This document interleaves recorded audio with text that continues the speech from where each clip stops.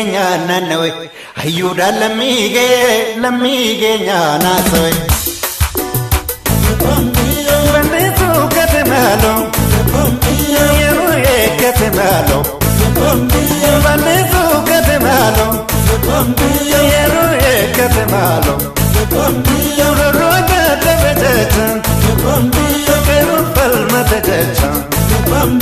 Lagninis kiya jecha garrinis kiya jecha warginis kiya jecha bunninis kiya jecha gamadin kiya jecha benadan kiya jecha.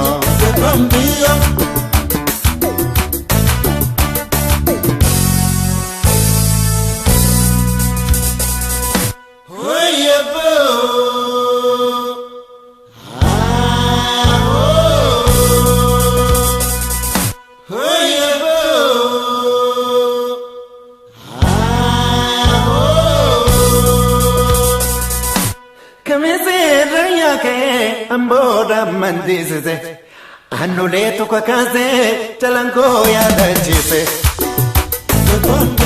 Ebonis kiya jecha Ardinis kiya jecha Argago kiya jecha Rangudo kiya jecha Shamarran kiya jecha Awanis kiya jecha Daiman kiya jecha